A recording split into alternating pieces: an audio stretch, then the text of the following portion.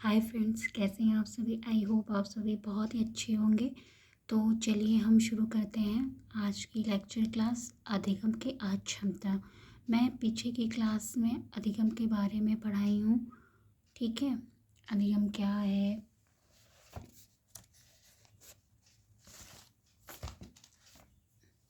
अधिगम का स्थानांतरण पढ़ाया है, अधिगम पढ़ाया है, अधिगम का पठार पढ़ाया है।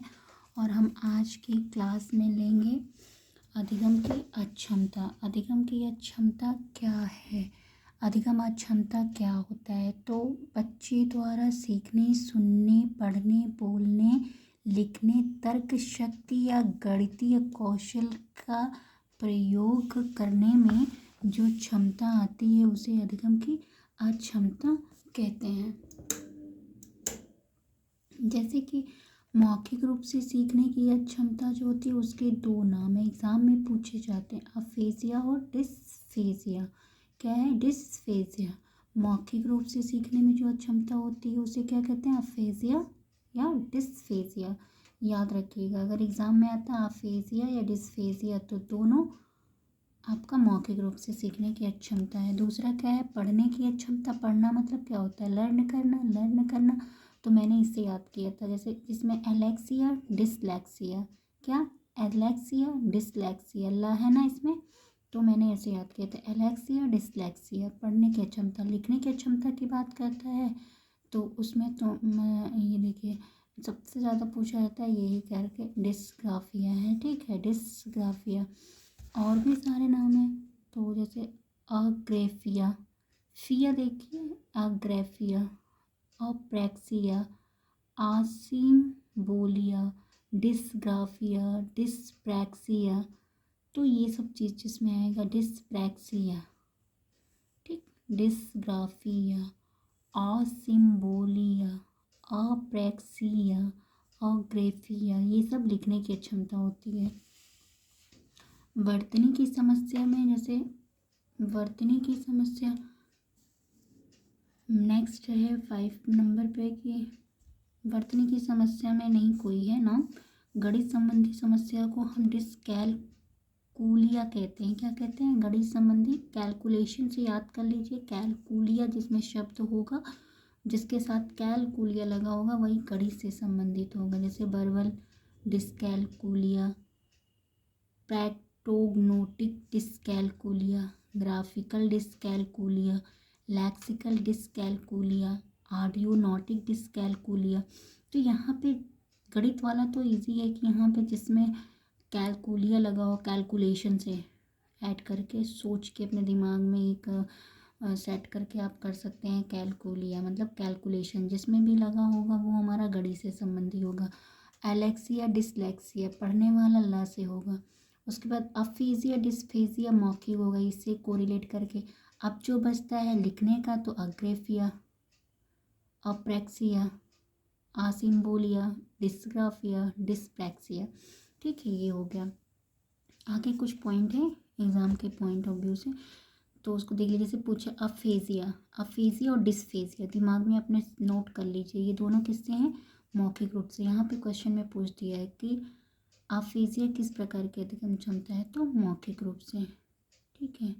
डिसलेक्सिया, लेक्सिया आ गया मतलब ल मतलब लर्न। डिसलेक्सिया किस प्रकार की अधिगम क्षमता है, तो पढ़ने की। मैंने बताया था ना, डिसलेक्सिया और एलेक्सिया दोनों, जिसमें ल रहेगा वो आपका पढ़ने से रहेगा। डिस्ग्राफिया, ग्राफिया, ग्राफ मतलब लिखने से। ग्राफ के लिए आप पेन का यूज़ करेंगे ना, तो लिखने की क्षमता। डिस्कैलकुलिया मैंने बताया गणित से होगा, तो गणित से। सीखी गई क्रिया का अन्य समान परिस्थितियों में अधिगम किया जाना क्या कहलाता है, तो अधिगम का स्थानांतरण कहलाता है। यही क्या कहलाता है? अधिगम का स्थानांतरण कहलाता है।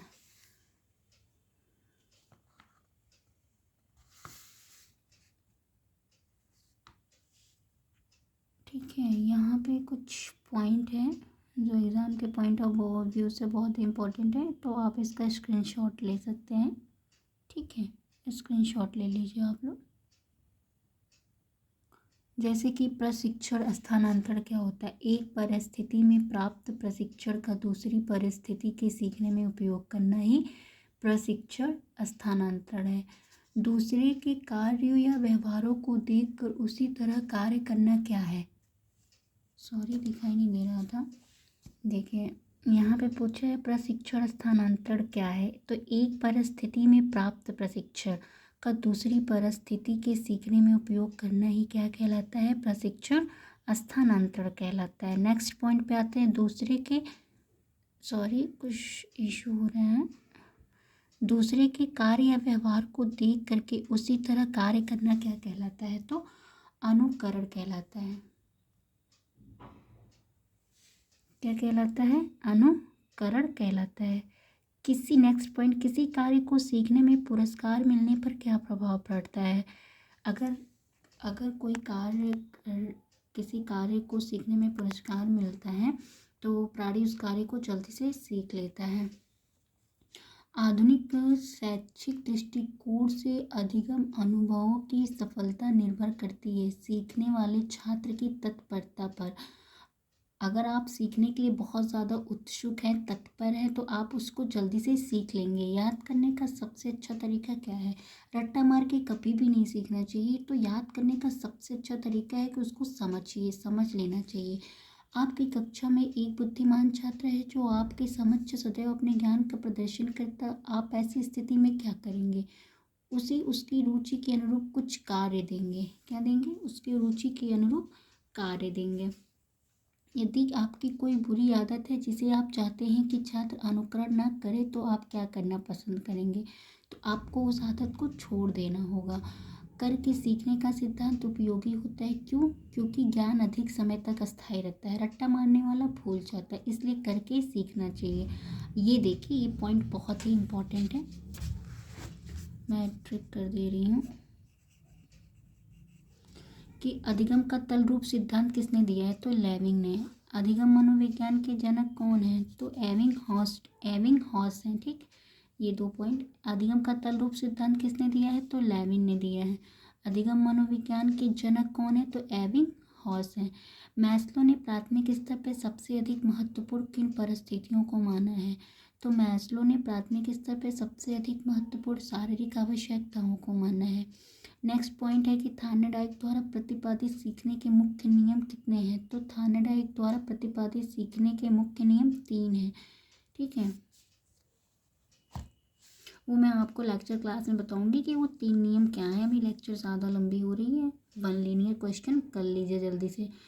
ये देखिए कोटेशन है, अभिप्रेरणा से उत्पन्न क्रियाशीलता ही सीखने के लिए उत्तरदायी होती है। यह कथन किसने कहा है? तो बीएफ स्किनर ने कहा है। नेक्स्ट पॉइंट है, कोहलर का प्रयोग सीखने के किस सिद्धांत से संबंधित है? तो सूझ का सिद्धांत। सूझ का सिद्धांत मतलब जो अचानक ख्याल आ जाता है उसे हम सूझ का सिद्धांत करते हैं। ये मैंने अपनी लेक्चर क्लास में ले लिया है। ठीक है, पीछे की लेक्चर को देखेंगे तो समझ में आएगा। स्किनर द्वारा दिए गए अधिगम सिद्धांत का क्या नाम है? स्किनर ने जिस सिद्धांत को दिया उसका नाम सक्रिय अनुकूलित अनुक्रिया सिद्धांत है। नेक्स्ट पॉइंट है कि सुखदायक प्रभाव सह संबंध पक्के होते हैं और दुखदायक प्रभाव के कमजोर होते हैं। यह नियम कौन सा नियम कहलाता है? तो यह नियम प्रभाव का नियम कहलाता है। दोस्तों, आज की वीडियो लंबी हो रही है तो मैं यहीं पे अपनी वाणी को विराम देना चाहती हूँ। और दोस्तों, मेरे चैनल को लाइक और सब्सक्राइब करिए। अपना प्यार और स्नेह बनाए रखिए ताकि मैं आपको ऐसी रोज़ अच्छी अच्छी वीडियो दूँ, अच्छे पॉइंट्स नोट्स कराऊँ। तो मेरे चैनल को सब्सक्राइब करें, बेल आइकन को प्रेस करना ना भूलें। Thanks for watching. Bye bye.